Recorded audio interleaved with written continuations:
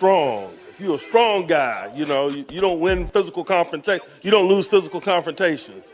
Beautiful, great. None of that matters. None of it matters. Hear me. Hear me. It's not what you're capable of. It's what you're willing to do. Everybody hear me? It's not what you're capable of. It's what you're willing to do. I know plenty of people that are capable. I know fewer people that are willing. You know what I mean? Will is a powerful thing. Ask yourself, what are you willing to do? Let go. Hey, okay, I know I'm here to stay. Counting on my wins, though, I can't play this game. Try to go against us, get you out the way. Go hard, it's the only way to play. Let me say, I'm a trendsetter. I'm a go-getter. I'm a trendsetter. I'm a go-getter. I'm a trendsetter. Who can do it better? I'm a go-getter. I'm a trendsetter. Hey, look. They keep calling me, could you ride this beat? Look proudly. Okay, it ain't no problem. See, I can mold this thing like pottery. Better than I'ma bet on myself. And before the top, and I don't need your help. We set the tempo, we run this thing as tempo. Let's go. Boy, I'm locked in. Know your place, I'm top 10. And all my haters watching, so you know I keep on clocking. Let's go. Time. All right. That was beautiful, Saf. That was beautiful. Job well done. Job well done. Job well done. We're going to clap right now. We're going to clap. We're going to clap. That's how we're going to start this off. All right. We're not dancing. We're not doing none of that. We're going to tap. Matter of fact, let me cut the loud out. Let's teacup clap. You mean? Let's teacup clap. That's what I'm talking about. That's how you get playoff week started, my heart. Yeah. I got chill bumps. I am so excited about this game, YG. So excited. This is what football is all about, right? This time of the year. This is why you put the hard work in as a fan, lamenting and laboring during the off season, right? Why you listen to your local radio sports talk people, why you like strategize and read through the mock draft, why you watch the draft, while you just wish time forward, right? This is what the NFL is. Let's ball, man. That's a word right there. Let's ball. Let's ball. Let's ball. Let's go. Ladies and gentlemen, I'm already hyped. That's my name for the night. No, I'm just kidding. My name is Irie Harris. Do a little bit of this, do a little bit of that. I'm joined by the lovely Sapphire. Chris Murray, established author and journalist who covers the Eagles with the Philadelphia Sun. He will be on soon. He's temporarily delayed, but he'll be on very soon to jump right, and he'll be just as hyped as we are right now. We can't wait to hear on that. But also, we do have a special guest coming up at 7:30. His name is Chris Carter. He writes about the Steelers. He covers them through the Pittsburgh Post-Gazette. I repeat, the Pittsburgh Post-Gazette. So you guys don't have an excuse for not remembering the name of the company he works with. Make sure you go check him out. Terrific writer. He'll be on 7:30 with his expertise and his take out of Steelers Ravens, what's going on, why they're losing streak, all that. For now, though, it's about us. We're gonna talk. We're gonna talk what it's all. We're gonna do what it do. You mean? So let's ball. Let's ball. Steelers Ravens wild card. Man, sadly, only two teams from what we feel is the best division in football made it to the postseason, and sadly, those two teams are pitted against each other in the wild card round, opening weekend. Why did it have to come to this, OG? Why? Well, first of all, let me start out by saying, Irie Harris, this is the football gods want, man. Irie Harris, you are the bomb diggity. You're so humble. Beat reporter for Cleveland.com. You cover all things Cleveland Browns. You have traveled with the team, the Philly this season, the Cincinnati this season. It is my privilege, my privilege to share this podcast with you. Thank you. I love you, OJ. I appreciate you. Oh, love you too. Modern day Renaissance woman. I know you got, it's too much to list. It take all night to do that. So I thank and appreciate you. honored, humble, and happy to be here and share this spot with you and Chris Murray as well. Happy to be here with everybody here. Watching, taking the time out, to listen and tune in. We wanted to make sure we did it at a good time and day. We know we got the college football playoff ahead. Notre Dame, Penn State. Technically, we do live in Buckeye country. For those that care or don't care, whether you want to support and love the show or send a hate mail, so be it. That's what it's about, baby. That's right. That's right. And I'm going to say, comma, Big Ten country too. So if one doesn't make it, I will be Another. happy to support the other, right? So, and big shout out to Level Up Sports Cards. I Hello, legend. back at you. We appreciate you taking time to jump in on this Thank you, legend. podcast. Irie, I just got to tell you, I just got to start this off, especially as the female chromosome here. Why is there so much drama? I mean, male drama happening in the league and in particular with the Pittsburgh Steelers. What is going on? I thought you men only had one, hormone, testosterone. I didn't know you could be such emotional creatures. What have you say about young George Pickens? Well, scientifically, the male brain doesn't fully form until what age 27. I You're am not, not. you did not just go all cognitive behavioral therapist on us, did you? I am not. It's playoff week. Shout out Al Gucci, man. Exactly. It's playoff. Like that's. It took a while, but after we've talked and after talked to other people, that's kind of the best way I feel to really open it up or at least answer that question. And I too personally am not at that point either yet. So it's not fully formed up here as well. We all got work to do, but yeah, it's definitely interesting. It definitely looks a bit tedious, especially because you would hope and wonder that.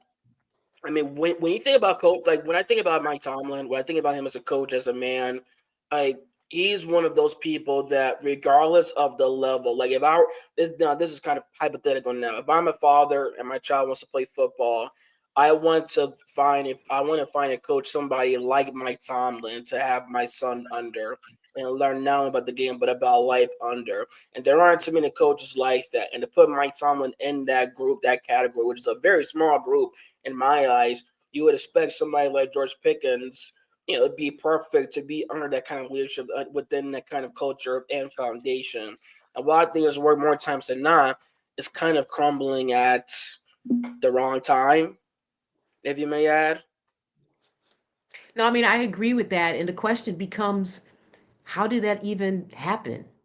How did it come to this? When you think about a couple weeks he was out, right? Like was not playing, but still in the facility, still being coached, right? And then comes back. And I mean, look, I'm a Browns fan, but the last person that I recall flipped the finger at fans was one of our former GMs, and he got let go quick, fast, and in a hurry. I don't know Right, what's happening in Steelers Nation, but I mean, I was surprised that Pickens chose to express himself like that towards his fan base. And I really felt like in that moment, like the team, the organization really has lost control of him at the worst time in the season. yeah, I would have to agree. And I think you even asked of that as to when did this happen? How could it have happened? What really spawned this? What well for one, I can say this, and I feel that we know that it wasn't sudden. It wasn't something so suddenly. It was building up, and there's no better examples probably to use than the individual examples when they played the Browns week 12 and week 14. What happened at the end of that snow globe game when they played Cleveland week 12? Oh yeah. Oh my gosh. You Him, you still take us to the promised land, bro, man. him and Greg Newsom in the back of the end zone Mhm. throwing balls, right? That's right. And then he go ahead. No, play, go. And then he seemed to lose time and forget about Newsom at all, right? And that may have been very real for him. Look, I'm not a therapist or a psychologist or anything, but it just seems to me like the Steelers have a prototype that they like to draft in wide receiver. And what do they seemingly all have in common? Emotional There's a little management. there's a little space up there in between the ears. There's I mean, You're they have right. You're such right. incredible they scout well, okay? They draft players that have off the charts capabilities specifically in that position.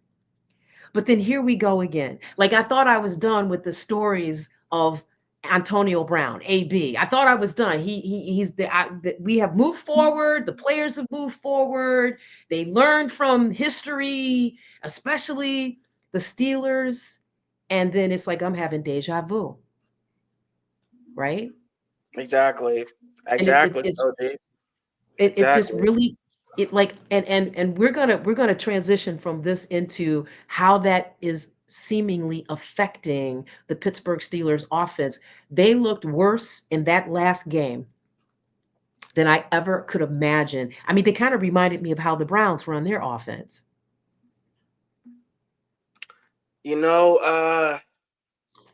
yeah, that was bad. And what I'm about to say, and before going to that, just to finish up real quick with Pickens, it definitely is between that and what he said after the game in that snow globe. I don't think the Browns are a good team at all. Which I mean, he wasn't entirely wrong with me. He He kind of told the was truth. cooking. Yeah. Like he was cooking. Like he can stand the grill, but the timing of it and blaming on the conditions, and then you fast forward to before week 14, which he didn't play in, but Yeah.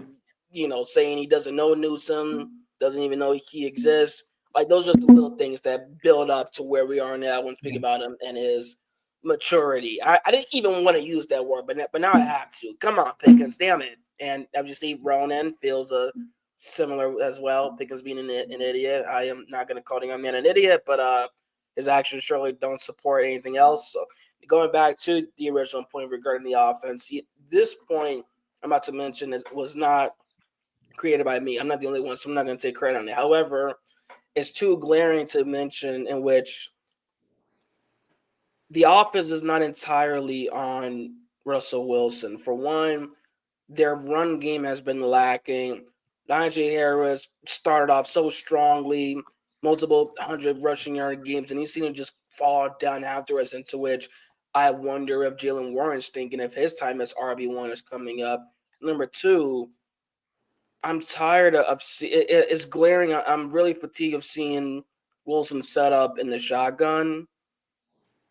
I'm really becoming fatigued at it because it's not leading to much success. It's really not, especially at the end of that game, that last series. I didn't even want to watch it, and I'm not even diehard fans of this team. But just within the offensive setup, like, is there no sense of an RPO, of getting the legs moving? He's not a 6'5" gunslinger. He can throw the ball, but he also has mobility that should be used and taken advantage of as well. That's my take for now. Take off, OG. So let's check this out. This is their offensive coordinator. I think speaking to everything that you just No stone left unturned. It's what the playoffs is. I mean, like, whatever, you get through the drama, the ups and downs of the season, and however you shake it, you're in a single elimination tournament. I use that analogy. Let's burn the boats because you got to win to stay in and win, survive and advance. And so we'll use everything at our disposal, assuming it's the appropriate thing to do. that part, use everything at their disposal. It makes me feel like this week in this circumstance, we could actually see Justin Fields back on the gridiron from them just to change things up. What are your thoughts on that? I do not think that would hurt because come playoff time, you need all you can get, especially in terms of running the ball. And I don't say that as one of these, one of these think they know it all kind of, or one of these old phase saying, yeah, make him a running back, he's athletic.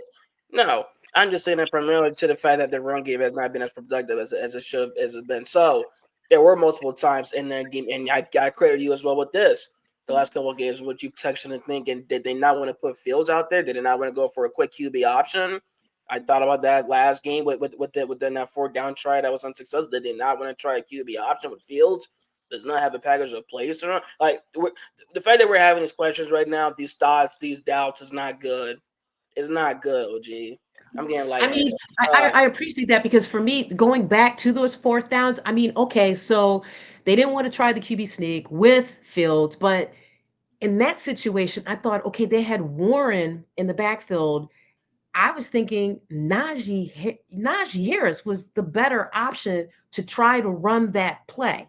But Indeed. there's something about Pittsburgh for me that when I expect them to do the things that they've done that has made them successful, they're doing the opposite this year, right? I listen, I ate crow this year when they subbed in Fields. If you remember that week, I said, look, hey, I was wrong. Russell Wilson got in there and he did the damn thing, right? And then I'm at this point now where I'm like, okay, I agree with you. I would not put the onus of the offensive failures on Wilson. And to, was it Gucci Mane or Ronan? No, here it is, Ronan. The O line sucks. I had to go back to this, right? I think I recall the Steelers have two rookies on their line this year. I think it's Frazier and McCormick. My question, and this will be for Chris Carter, is what has been the difference in the way they're executing the second half of the season compared to the first half of the season? Like, what has changed and why? And we talk about interdivisional play. We know that we see our opponents twice a year, right? And so I can't even say that the winning or losing team has an advantage going into that second game because film study is film study. But the question is ultimately, that O line does suck, Ronan, and they're not able to run the ball, right? That's just it.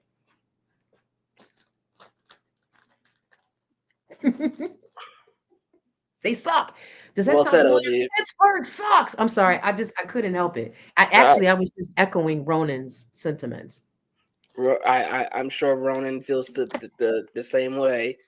Salute, thank you. Yeah, and well said, OG. I mean, like I wasn't mad at them choosing to go with Najee. I mean, I would have rather that compared to them trying to QB sneak with Russell, like for sure on that. Like you look at it. He look, and Go, he go looks so awkward. He looks so awkward. I just remember they had that shot, from behind center, and it was like he didn't let the block develop. He just threw his body in there.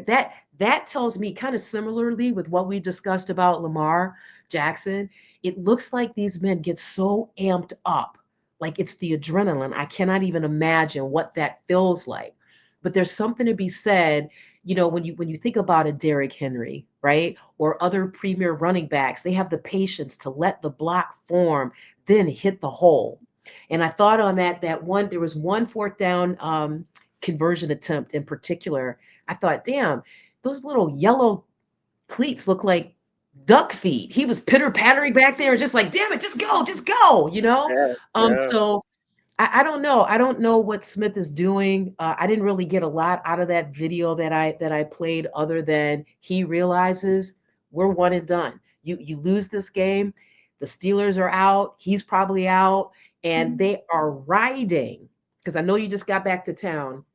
They are riding Mike Tomlin, man. They are pretty much pushing for him to take them to the promised land this year or get gone. And Adam Schefter, as a matter of fact, reported today that there's buzz about now we're in this era where coaches can be traded, right? Which he didn't think would happen. But there's a lot of pressure, I think, in Pittsburgh. And I can honestly have to say this is the first year that I think I'm seeing that manifest on Mike Tomlin's face. 100%. We have a question here. Well, he never should have been hired by IMO podcast. Thank you for joining in. Salute. He never should have been hired. The Falcons didn't want him, and the offense was stagnant. Why did the Steelers think he was a good hire? Solid question. I think that's the same question us Browns fans asked about Ken Dorsey. How did he Okay. find a way to get his? I'm just saying, I am woke podcast. Now you got me ginned up. You got me ginned up, right? You don't know. Several weeks, not even 9 weeks after he was termed by the Bills. Our illustrious coach. Come on, Irene. Come on. Yeah, well, I there's always that sense of thing with Tomlin as to like picking somebody up, right? When they're down as well. Like I think of when he picked up Brian Flores as well. So that's my take on it regarding it. Whether it being a good hire or not, I think it's more so Tomlin looking out for certain people, as he's been prone to do because he's that kind of guy. It's confirmed with Flores and definitely confirmed with Smith right now. So Yeah. on to the next topic, though. Najee was running well that day, but this year, Warren was a more consistent back. But I do agree, Harris should have gotten the ball. In Yeah, that situation. yeah, Absolutely. yeah, It's curious to me how, again, I'm outside like everybody else watching. The way that Tomlin seems to have his team set up, it's like Arthur Smith has pretty much full autonomy as it relates to the play calling, right? yeah. And I don't know. That's what it looks and feels like to me, right? But clearly, Najee was not used when he should have been used in that situation, right? And the question now becomes, what could the Steelers possibly do to change the apparent outcome of this game on Saturday offensively? Well, I'll say this real quick, just within, within the run game until I am a little podcast. And thank you for tuning in. We appreciate your support and the questions for the conversation. Like Najee was all right, but okay. Thank you, Dwayne. Salute. Uh, Najee was fine. He did well later on in the game, but he still had under 40 rushing yards, I believe, 36 to be exact.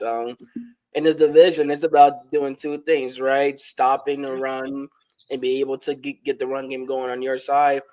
I believe both teams, both the Bengals and Steelers, their run games were under 80, which for me, within Okay. my stance, wouldn't be as productive at per as you would like. Like there's been 3 games this season, I believe, in which Najee has rushed under 40 rushing yards on the Yeah. day, and so he has been productive there. But to me, what I expect, I wouldn't say that was one of those days even within that kind. Like, if anything, it would take it more carries and more yards for it to be like, all right, he did better. Like for example, like with Nick Chubb in them, 1 week 8 versus Baltimore, 20. I want to say 20 carries exactly for 60 yards. If it was 12 carries for 30 yards, but then it's like okay, not that productive. But then he gets extra yards off those extra carries, so that he's trying it more and more and really bringing and carrying the series, depending on how the piece of the game is going. Then I say he did well. Najee, I wouldn't do that. Warren though has been a more consistent back. Is there a sense you think Sapphire, depending on how Harris does, Najee Harris in this game, this playoff game, is there a sense that he's also on the hot seat within his position? And Absolutely. I mean, that I recall, they did not exercise his fifth year option, right? So there was that drama coming into the season, although he handled it differently than, his kin over in Cincinnati, right? Oh, there he is. There he is. Who that? James Who that? Who Newman, that? who that? Who Who that? that? Hold on a second. I'm trying to. Get I'm yourself trying to. together. Get yourself together. We're going to continue this conversation about Najee. So to your point, yeah, I mean, and I can't remember which particular play it was, but it was like Wilson pitched out to Najee. Even before Najee got his hands on the ball, his body language was like, dude, seriously? He had nobody in front, nobody chipping, no linemen pulled over there. It was just him out there on an island by himself, looking up at the defense. And so, I'm and ready. also, I had another little pet peeve. There were a couple of times where Rue Wilson called the audible with like Mhm. 6 seconds left. And I was like, damn, right? If you're so disturbed by what you're looking at, and with all due respect, we know QBs have what, 20 seconds, if that, coming out of the huddle to check their line, check their players, look what the defense is showing, look and identify man zone, safety coverage, in and out. I get all of that. But I thought he should have taken a timeout. Coaches be doggone. Because it to me, once the quarterback has in his mind, like I think as Willie Epting Jr. said last night on the podcast, uh, they're seeing ghosts. that doesn't go away in one game. And I think once Russell Wilson had that mindset, he wasn't trusting his blocking. He was, not trusting anything. And I really think that affected the way that he even executed, meaning recognized, saw what the coverages were. So I wanted to make sure I touched on that. Chris, bring us in, bro. What's going on? Well, I was listening to something on Shannon Sharp's podcast and everything. And one of the things, can y'all hear me? Yes, sir. Yes. And while I say yes, I'm going to say, I am woe. Thank you so much for your support and subscribing to our channel. Appreciate it. Thank you. I am woe. Salute. Yeah. I am woe podcast. Yeah. Because thank you so much. But here's the thing. Tune in. We will tune in and subscribe as well. Share is caring. Let's ball. Thank you, Chris. Okay. Here's the thing that he said. He said that, there was something that George Pickens, the wide receiver for him, wasn't, for the Steelers, wasn't necessarily giving his best effort. And from that standpoint, he said that sometimes Mike Tomlin, there's some things that there's some things that you would never tolerate in a loss, and the things you wouldn't tolerate in a win, something along those lines. And he said that Pickens, for some reason, did not give his best efforts in that game. And, and there were times when Russell Wilson probably needed to, late in that game, he got 3 meaningless yards instead of just stepping out of bounds and turning out the clock and everything. I just think that at the end of the day, I like Russell Wilson, but I wonder if he's connecting with his players. But the thing is, it seems like the last few wide receivers, Chase Claypool, Deontay Johnson, those guys have had issues, have had, discipline issues or issues where they're not, giving their best effort and whatnot. Now, I don't know if any of you guys, saw that and everything.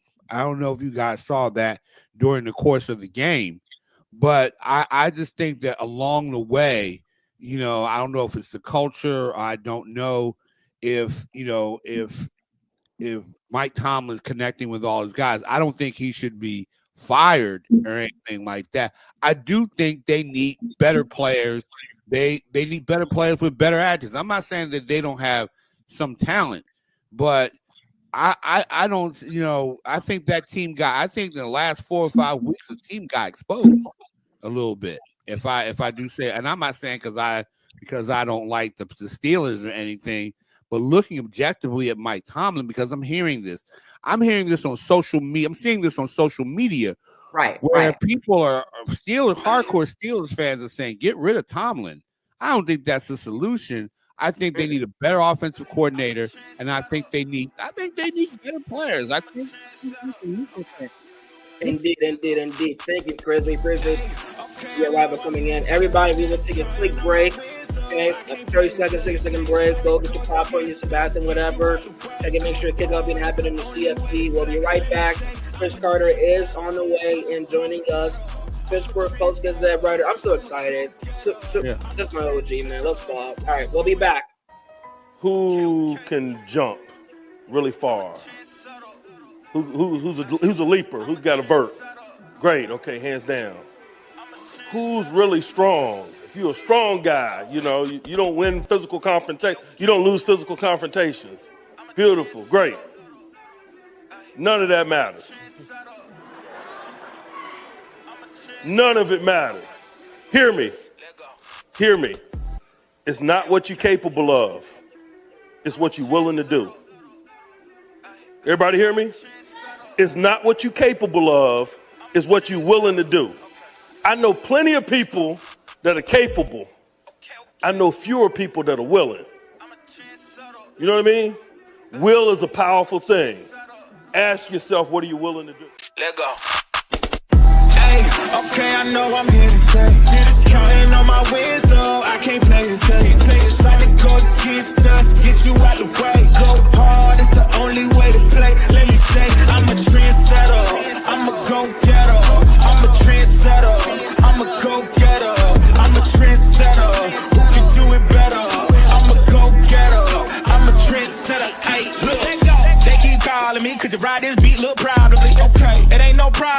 promote this thing like pottery. Better than I'ma bet on myself. And before the top, and I don't need your help. We set the tempo, we run this thing as tempo. Let's go. Boy, I'm locked in. Know your place, I'm top 10. And all my haters watching, so you know I keep on clocking. Let's go. Time, my whole style of go. All right, we are back, and we are joined by none other than Christopher Carter, who covers the Pittsburgh Steelers with the Pittsburgh Post-Gazette. He also covers Pittsburgh University football and basketball. So, yes, he was in person for Pittsburgh Duke on Tuesday. He did see the Cooper Flag poster in person. Wow. I'm sure that was amazing to see. But thank you, Chris. Thank you. We really appreciate you taking the time to join. Yeah, Chris, welcome here. Welcome, Chris. It's a pleasure to meet you. I think former Cheney alum. Is that correct? Yes, ma'am. Wearing my Cheney gear right now. 1837, the first HBCU. There we go. I gotta give a shout out State to my University, uncle. the fifth. I don't know, seventh. There you go. I gotta give a quick shout out. I gotta give a quick shout out to my uncle Julius Boston Flynn, who was a professor at Cheney and also Get outta here. coach. Yes, so we need to off channel, offline. We need to connect. I need Absolutely. to put you together with some folks. Okay, all right. So perfect timing for you to show up today. We have tons of questions about what's going on over there Sure. in the Berg, honey. And I got a question for you. I hope I was right about what I'm saying about this team. This is the thing. I'm seeing these situations. What are your thoughts on why this team is why the Steelers are in the situation that they're in? I think Tomlin's a good coach, but there's some, I'm wondering if he's getting the effort out of his players and whatnot. I think the Steelers ran into the toughest schedule that everyone was talking about back in May when they made this schedule, and they were like, dang, why do they got to play at the Eagles and then at the Ravens and then home at the Chiefs in 11 days, all in succession? That seems like a lot, especially considering their bye week was way back in week 8.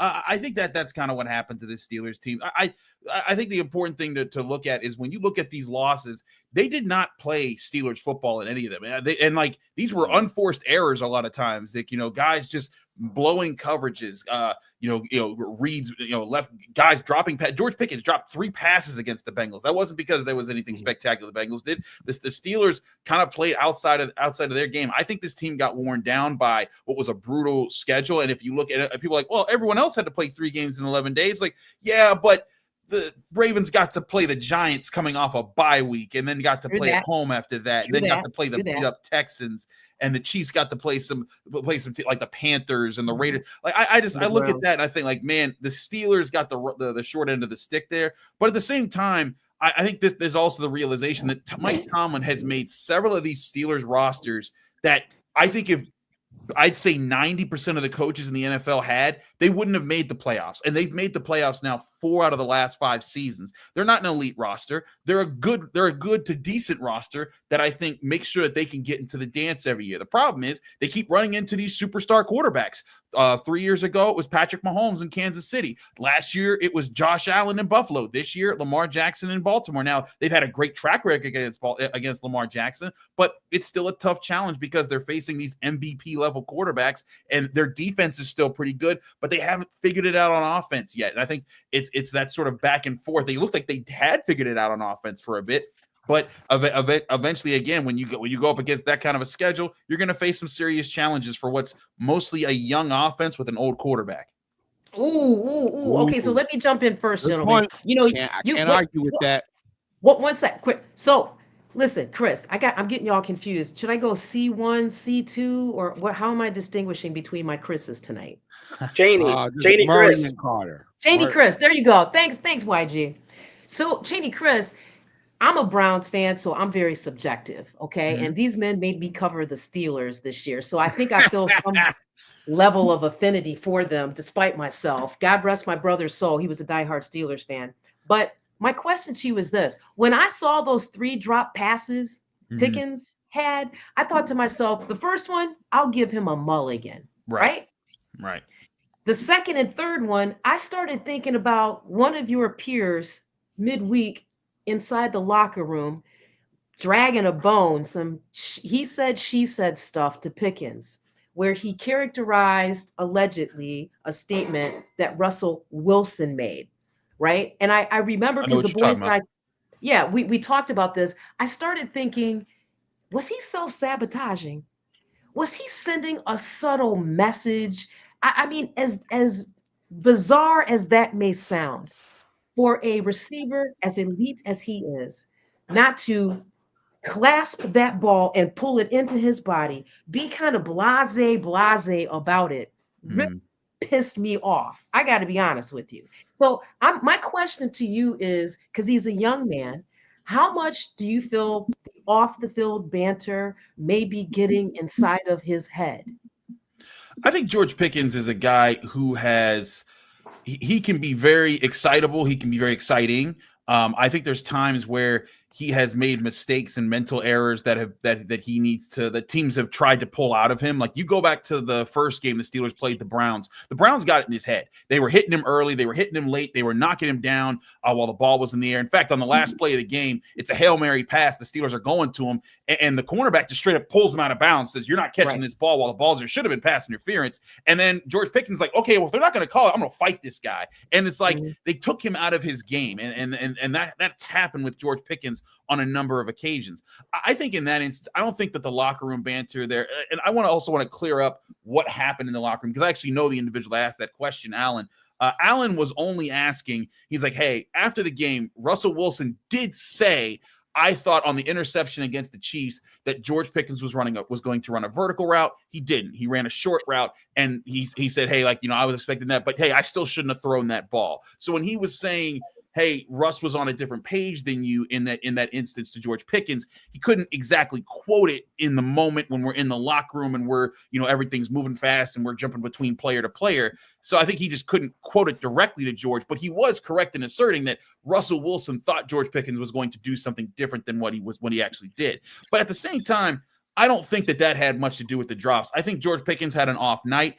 People forget, as Russell Wilson pointed out after the game, and I think this is one reason that a lot of people like Russell Wilson, he defended George. He was like, hey, you know what? That guy missed 3 whole weeks. We had a short week against the Chiefs last week, and we're trying to adjust and do all these things. I'm not blinking. I'm going right back to him in the next chance that I get. I think George Pickens, if he doesn't give a good effort in this playoff game, then I'll be interested to see again. But I think everyone's entitled to a bad game here and there. George Pickens, for the most part, had been one of the best contested catch guys in the NFL. And I think that if he's able to wipe that out in this playoff game against the Ravens, catch some of those moon balls, we'll put all that behind us. But I've seen multiple people push the idea like, oh, he did some of this on purpose. And I'm like, I don't think George Pickens is doing all that, because if he was, I think the Steelers would have picked up on it and there'd be other things going on. And I was at practice today. George Pickens is doing just fine. You do it fine. Okay, and real quick follow-up, just very quick. Sure. So he got physical, you said, in the Browns game, right? Got into his head, knocked him off his game. What is going to remotely be the difference when the Ravens lay hands on him similarly? Well, I think it's the same thing it's always been. The last time he played the Ravens, I think he had like 89 yards. He did pretty well against them in the first game. The time before that, I think he had 130 yards and a game-winning touchdown. He lives for the fight. Like he loves the back and forth. Like that's one thing I'll say about George Pickens is that he oftentimes when guys get in his face, when they press him, he like feeds off of that. And I think now the thing is that he can't let some of the extracurricular stuff get to his head and make him do extracurricular stuff. For example, the first time they played the Bengals in Cincinnati, one of the first plays of the game, Russell Wilson throws to him, and the Cincinnati quarterback just cornerback grabs him by his helmet and throws him to the ground in a completely illegal move, and it turns into a pick six. And George Pickens is like, where was the call on that? Yes. And Russell Wilson's like, hey, don't worry, I'm coming back to you. And sure enough, came back to him, and George Pickens ended up having a pretty doggone good game. I think the big thing is he's still developing his mindset as what needs to be an NFL player. But but also like I know that Mike Tomlin has challenged George Pickens. Like last year, late in the season, there was a loss to the Colts where Jaylen Warren was running down the sideline and had a shot at the end zone, but George Pickens just didn't block the guy in front of him. He just didn't block it.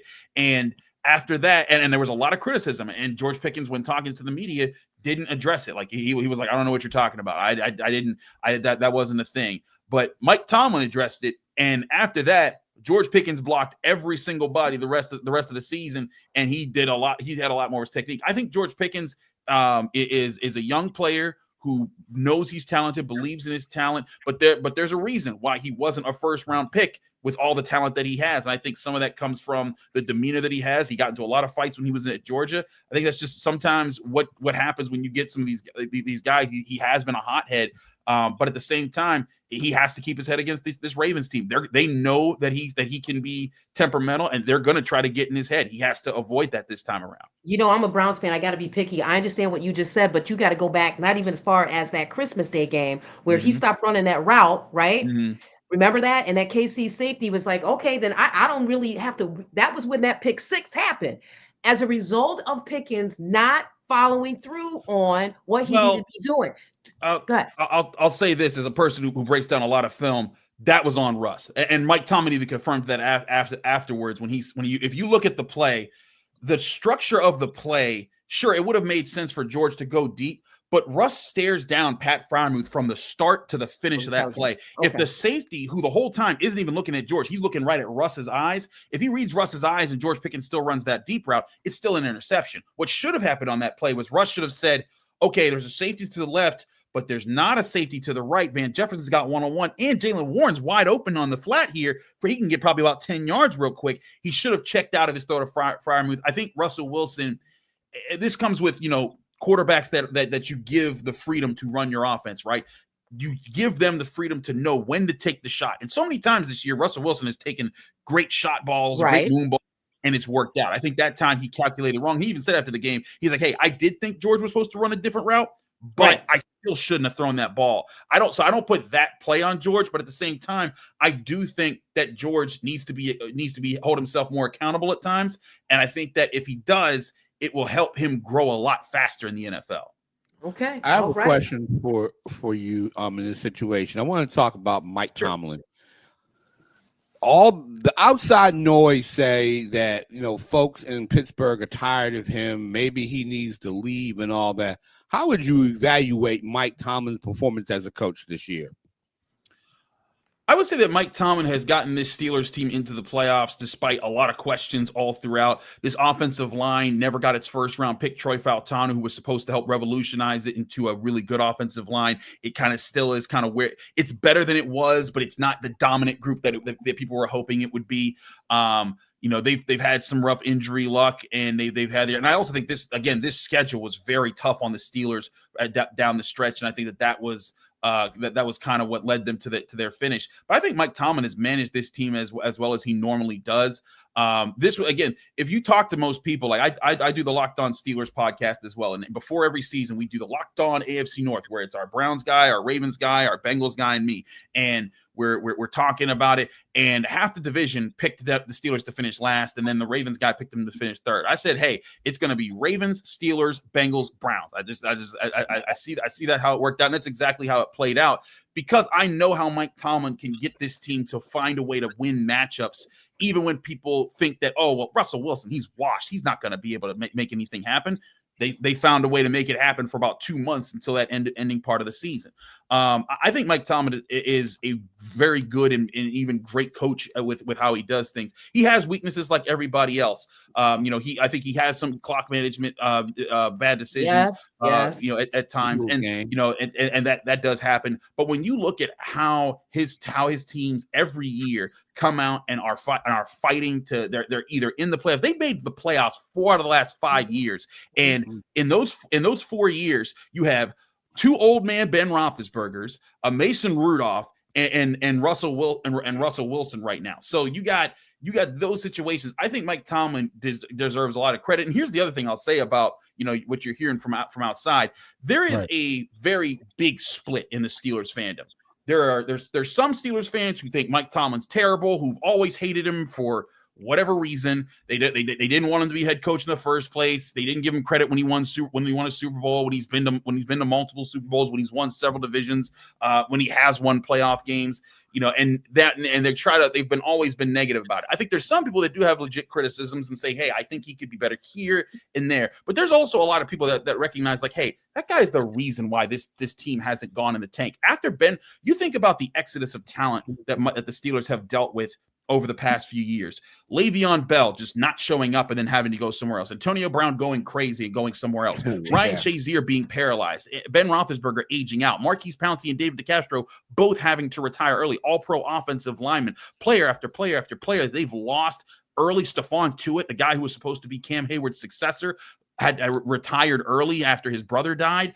There with all the talent that left the organization, the Steelers should have been picking in the top 5 for at least 3 to 4 seasons. But because Mike Tomlin knows how to get his team together and knows how to make them at least a playoff contender, they've been there. Now, I think what they've been missing is they need the talent to be able to go up and beat some of these big bad teams that have the super quarterbacks like Lamar Jackson, like Josh Allen, like Patrick Mahomes. And they have some of the things, but like last year against Buffalo, they lose TJ Watt the week before the playoffs. You got Mason Rudolph up against Josh Allen in Buffalo. Good luck, without your superstar defensive player.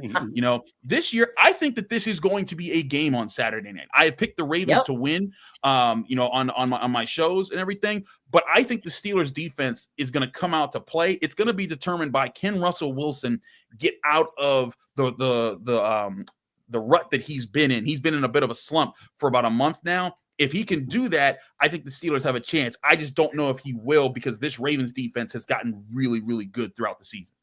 Well, I want to go back before Irie picks up. I just want to go back, Cheney, Chris, and tell you this is why you should have had me on your podcast, because unfortunately I picked the Steelers as the sleeper in the AFC North. My boys can vouch for that. So go ahead. Vouch for that. Say that. Thank you. Yeah. I will say, as a Ravens fan, I'm always worried about us in Pittsburgh, because you guys throw, not us, I'm not on the team, but you guys throw the records out when those two teams play each other. And, Lamar Jackson has been facing a lot of pressure, because he might be on the verge of an MVP, but he's 2-4 in the playoffs. And a lot of that, he's got to prove it. There's no excuse this year. He has to go out and have a good playoff run. And trying to beat Pittsburgh twice in 1 year. I don't think the Ravens have done that in a long time. So from that perspective, I always expect Pittsburgh to fight the Ravens. It's always that game. Like I said, it's always going to be a fight. It's not going to be. It's not going to be a situation where they're going. I'm hoping they're up 31-3 at halftime. But that's not going to happen. That ain't happening. And I can objectively say, as a reporter, that game always goes either way. And the Ravens can't turn the ball over. They got to run the football. And but Lamar's going to have to make some plays in that game as well, because he has that pressure. He has that monkey still on his back. He has his monkey. Real quick. Go ahead, dear. Well, yeah, thank you guys on that. And this has been astounding. I'm speechless. I mean, this is exactly why I'm like, we got to have him on. What you're bringing right now, job well done. Real quick, and I know we were talking a lot within the offense, and I only have one question on that before going to the defense. Earlier in the show, I was speaking about the run game. Najee Harris, somebody who productive, right? Usually productive, always able, 1,000 yards every season, slightly just getting over the 1,000-yard mark. However, I say that he's on the hot seat within the RB1 position because, for one, for as good as he is, there have, and you've seen as well, moments which he's not doing as well, and he may be hard on himself for a lack of carries or a lack of productivity. This game, they lost to Cincinnati, 36 rushing yards, I believe, through 12 carries. That was the third game this year in which he was under sub 40 rushing yards. Each of those games which he's done have all been losses. To the Birds, I think it was 19 yards, 14 yards earlier when he lost the goal. So that's happened, and we look at his playoff history as well. He's only played 2 games within his playoff history: 29 rushing yards versus Kansas City last season, 37 rushing yards versus Buffalo. I throw out these numbers and players mentioned that to say, if there's a lack of productivity from Najee Harris, who's had playoff experience, you can say that has to really break through. Is there a sense that if he doesn't show up, that Jaylen Warren is sitting there thinking, man, this RB1 position, might be in my sights in the future if Najee doesn't show up the way that we hope he would come Saturday? I'll say this. It's been like the writing on the chalkboard that the Steelers weren't going to be bringing him back since before the season. When they didn't sign his 5th-year extension, it was kind of like well, that's not a good sign for Najee. And I just talked to him today, and he was kind of like, it's business in the NFL, man. Like, that's kind of what it is. But here's the thing about Najee Harris that I think a lot of people forget. Najee Harris has been playing without a consistent threatening pass attack that he's had on his side. He hasn't had that consistent passing attack that could say, hey, defense, you got to go pay attention to this because this is going to kill you all throughout the game. He also hasn't had a dominant offensive line. And I think that's what the Steelers have been trying to build. Broderick Jones, I think, has taken steps forward. Zach Frazier has taken steps forward, but they never got Troy Fautanu because he got injured at the start of the season, which left Dan Moore out there. And he has just been a turnstile, and it's prevented this offensive line from creating the space for him. And when it comes to Jaylen Warren's kind of been waiting in the wings for a while, but I also caution people to be like, go look at when Jaylen Warren gets his biggest runs. And this is not a knock on Jaylen Warren because I think he's a talented guy, but a lot of his runs have come when the defense isn't looking for him because he's the number 2 back. But when he's been on the field and been the primary guy, he's run into the same problems that Najee has at times. And I think that's where that's where sometimes like you go back and you look at this game against the Bengals. He averaged less than 4 yards per carry. He wasn't able to get things going. You look at the Eagles game, same thing. He averaged 3 yards per carry. And the first Bengals game didn't get that. But I think that one thing the Steelers are going through right now, it's more about their O-line didn't turn into the group that they were hoping it would be. Russell Wilson in the passing offense has stalled a little bit late in the season and not flourished the way they wanted. And that's led to the run game not truly developing as the power reliant source. But I do think that Najee Harris and Jaylen Warren, it would behoove the Steelers to keep both and make them a tandem for another 2 to 3 years together because I think they play off each other well. I also think the Steelers shouldn't go and try to draft another running back anytime soon because they have cornerback, receiver, D-line. They have so many other needs that I think it would make sense to be like, hey, Najee Harris, here's $7-8 million. Take that, run with it for the next 2 years. Jaylen Warren, you can pay you still at the level that you're at, and you can rock with this running back room for another year or two while you're still building your offensive line, and then you get to see them flourish at that point. But yeah, I like Najee Harris. I think that he has been. I think he gets a lot of blame for things that aren't his fault. And again, like four straight years of 1,000 yards or more. And people say, well, who cares about 1,000 yards in a 17-game season? Well, tell me the other person that's done it. No one else has done 3 in a row. So, you said, Cheney, Chris, you said, think maybe they could use those backs as in tandem. Be more specific about what you think that could look like moving forward. Oh, I think that a big part of it could be if this offensive line develops the way they want. Troy Fautanu turns into a Pro Bowl tackle. Broderick Jones continues to progress. Zach Frazier continues to progress as a really good center. Mason McCormick, who I think has been very up and down, but he was a 4th-round rookie and played pretty well for a 4th-round rookie at guard. If that unit develops into a cohesive group like the Pouncey, DeCastro, Marcus Gilbert, Ramon Foster, Alejandro Villanueva group did back in the 2010s, that the 2 of them could be, hey, Najee Harris is taking it for the first drive, Jaylen Warren's taking for the second drive. And when one's on the field, you got to worry about Najee Harris pushing the pile forward because he's always physical, he's always bouncing off tackles, stiff arming guys. Jaylen Warren, he's so fast that he's a quicker guy. He's tough, but Jaylen Warren's whole thing is he's tough, but he's quick and he's fast and he beats you in space. The one thing I'm a little worried about is Jaylen Warren. If you gave him the workload that Najee Harris has gotten some years, could he hold up to that? Like you look at a lot of games, Najee Harris getting 21 carries, 19 carries, 21 carries in 3 straight games. Jaylen Warren, most carries he's gotten this year, it's 14. And I think that he could handle it for a bit, but he would need another back with him like he has how Najee Harris right now. And maybe the answer is getting a low-level draft pick back to kind of work with Jaylen Warren to kind of split his carries a little bit more. But I do think Najee Harris, if he goes somewhere else and he has a really good offensive line, I think he'll flourish. And I think he could even kind of have an even better career if he does get a line to work with. 100%. Last question, real quick before we go and everything. And thank you again, Chris, for your time. Really appreciate you, man. I appreciate you, bro. Thank you so much for taking the time to come with us and just talk some amazing football, man. The last question I wanted to ask real quick before allowing you to go and enjoy the rest of your night. Defensively, now I know we've spoken and focused so much regarding the offensive side within the Steelers because of the stagnancy, but the defensive side, as we know, that's their brand. They know what it is. That's what they care for. They love it. They go hard. Is there, through your conversations or through what you've heard, throughout the week, could there be a sense of them going into Saturday with the defensive play a little, tweaked or shown differently on how to limit Henry or Lamar than how it usually has been in the past?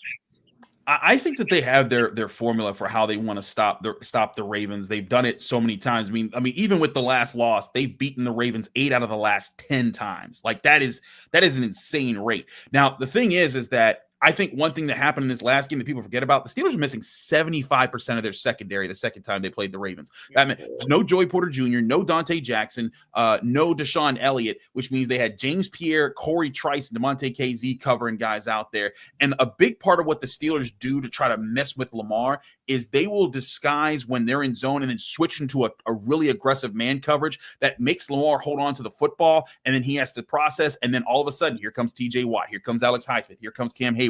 And when they do that well, they really bog him down. But in that game, they couldn't do it. James Pierre couldn't run with Zay Flowers. Joey Porter Jr. in the first matchup shut out Zay Flowers. Zay Flowers couldn't even touch the ball when Joey Porter Jr. was guarding him. And then when you bring in Deshaun Elliott, what he does against tight ends in man coverage, I think that's going to be a big part of this game.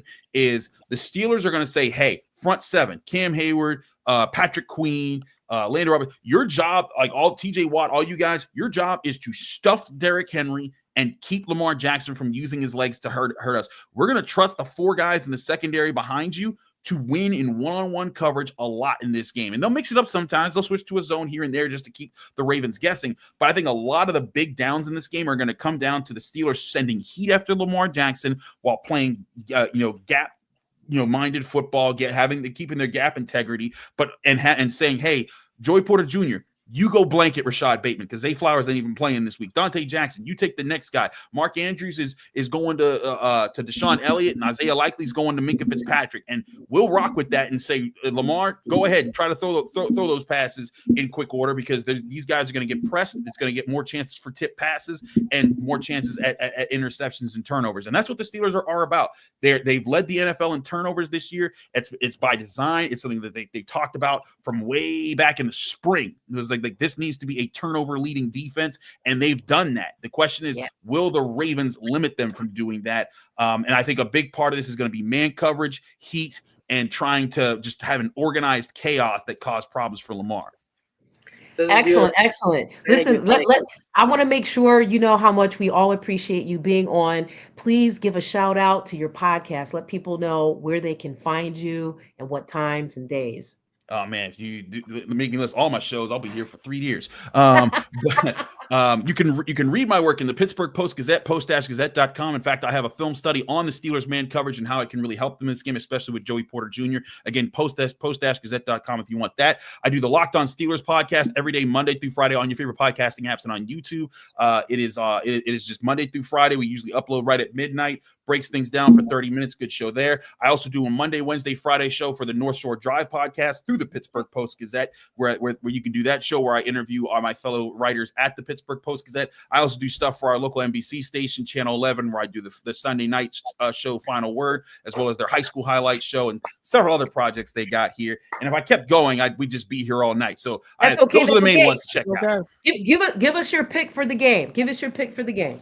I got Ravens 17-16. I think that the Steelers and the Steelers defense comes and plays well, but I think so does the Ravens. I think the Steelers get a 16-14 lead with just under 2 minutes. Lamar Jackson goes on a 2-minute drill, gets them just in range of a field goal. Justin Tucker hits a game-winning field goal with like a few seconds left in the game. I see that how that playing out. The Steelers have won. If you go back and you look at since 2020, the Steelers have won at least 2, maybe 3 games by the score of 17-16. I just feel like the Ravens are going to get one of those. Like this rivalry's too good for one side to dominate for too long. Eventually, the Ravens are going to get their get back, and I think this is going to be one of those games. Beautiful. Thank you so much, Chris. I like how you think.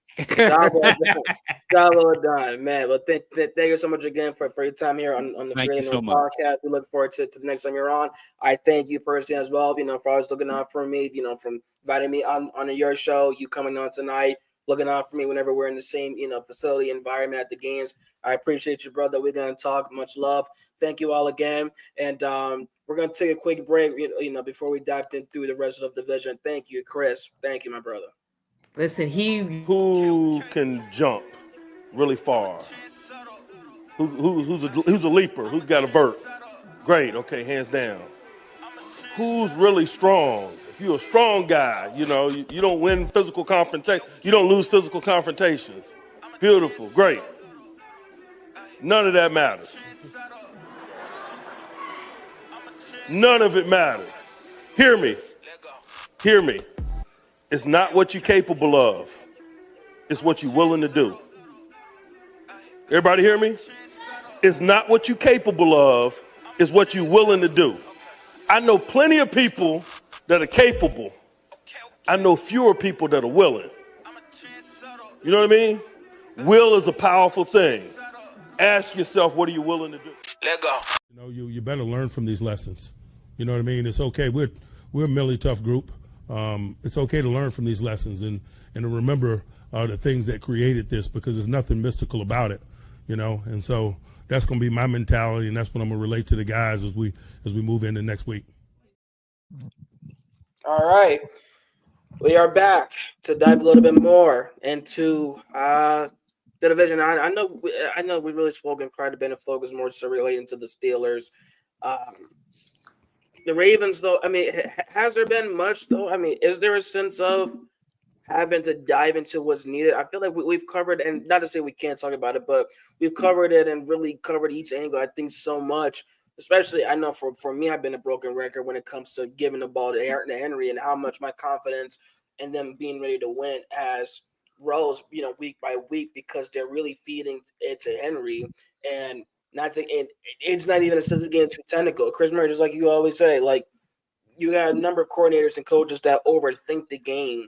And when you overthink, it leads to bad things. I always go back to, the recent win, ironically, over Pittsburgh, in which why is Henry going for that 44-yard run, and then you're throwing it the very next play with Lamar when you're in the red zone at that? I don't want to see that. I don't even want to sniff that idea or thought once in the playoffs. Give it to that man and the kid, that kick in the backfield, and go for it. But I've mentioned all that to kind of start off and say, from the Ravens side, what's needed, what needs to be added, subtracted. Go off, please. Well, I'm going to say this. Since Zay Flowers will not be playing on Saturday, they're going to have to really emphasize the running game. And they're going to, I don't know if Justice Hill is going to be back.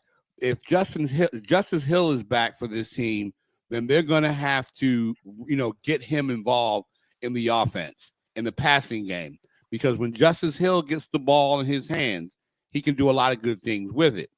And so that's going to be one thing. I do think they have to run the ball. I do think they got to run the ball consistently. And even if they get 3 yards in the first half, keep doing it. Keep punching them. This is like boxing. The running game takes the guts out of a defense. And you have to keep punching and punching and punching. And at some point, that defense is going to be demoralized. And, if you get 3 yards here, they got to stay with the run. Simple. Keep it simple. Every now and then, if they get about 5 or 6 yards with Derrick Henry, Lamar might break off a run here or there. But I think they just got to keep this simple, keep this to running the football. It's just something that they have to do. And the thing is, this is not all on Lamar and whatnot, because sometimes we can get caught up in, okay, Lamar has to win a playoff game, but he has Derrick Henry. He has other guys on that offense to help him out. And so they really have to, stick with the run no matter what. And you'll find plays. You'll find some plays in this game. And, like I said, keep it simple.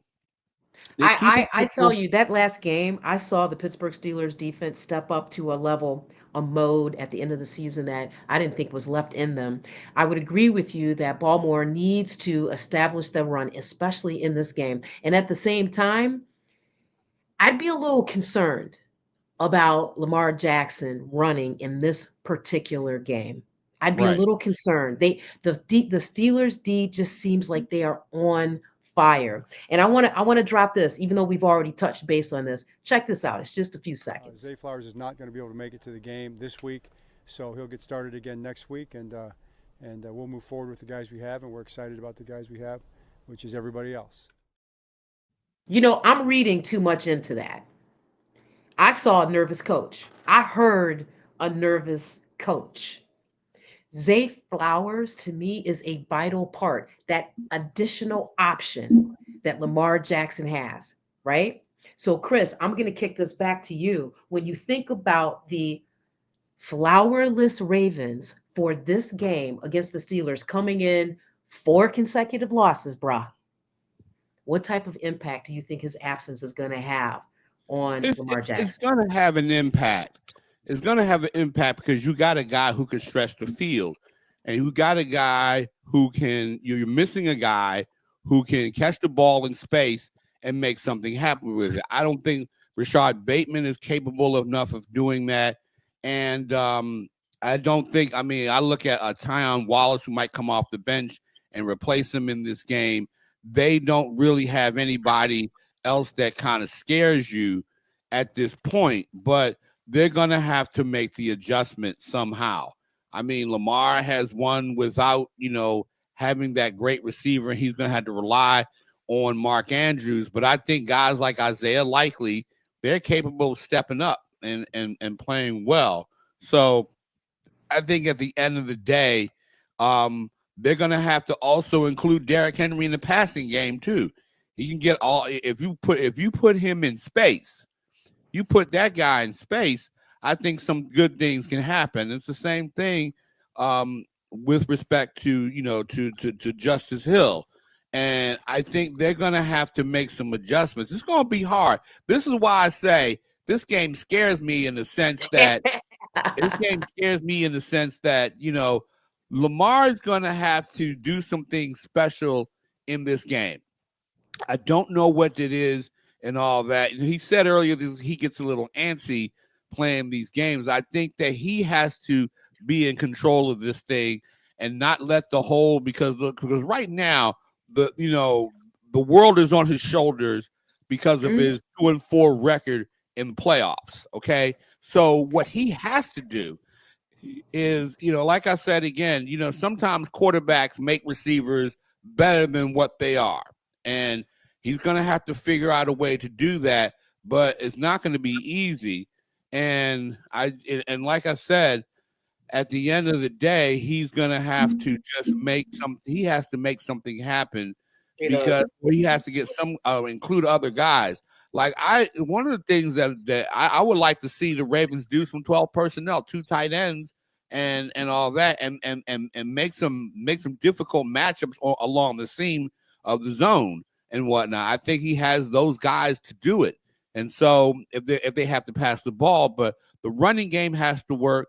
If you get Justice Hill back involved in that game plan and whatnot as well, let him do some things, because a lot of times we got Derrick Henry, you could give him the ball every now and then. He might break off a 50-yard run for a touchdown. So they're going to have to really, Lamar's going to have to, because one of the things I do worry about is that Steelers secondary, because the Ravens, outside of Rashad Bateman is not that good a receiver, and neither is Aguilar and whatnot. And they're going to have to find somebody, somebody's got to step up in that game. Next man up, unfortunately, just the way it goes. Yeah. I tell you this, they're up against a formidable defensive line too. I put Right. here, I revisited in our chat here, Ohio Gucci Mane is predicting the Ravens by 21. So I'm curious, gentlemen, let's wrap this up. Let's get your predicts for this game.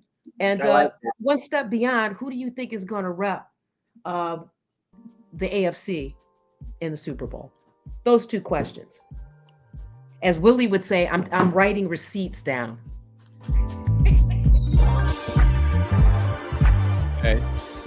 Irene, What do you think, Chris? You go up first, Chris. Okay, I'll go first. I say the Baltimore Ravens are going to win this game on Sunday, It's going to be a close game, but the Ravens will make enough plays to win the game.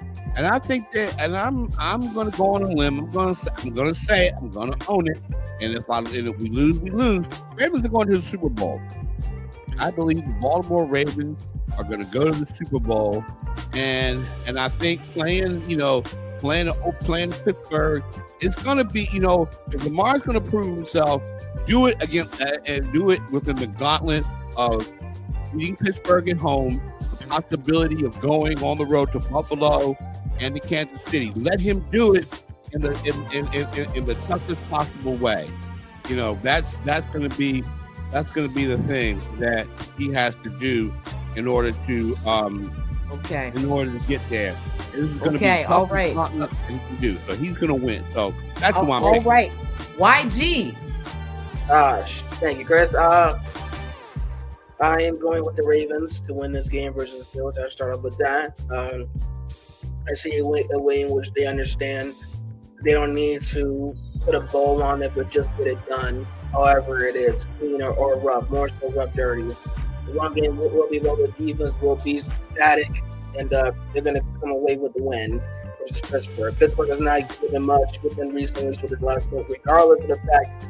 It's more than just the fact that they played all these juggernauts all week by week in this day. But more so their conclusion of the game and how there was that lack of adjustment for cohesion. There's not too much confidence in which they'll go out there and beat the defense. Regarding who will represent the AFC, I think Baltimore will meet Kansas City in the AFC step, and Kansas City will win again. I don't want to do that to this division, but I am not a betting man to go up against Patrick Mahomes. He could be at 50% health in a wheelchair, and I'll still bet on him. So that is my take.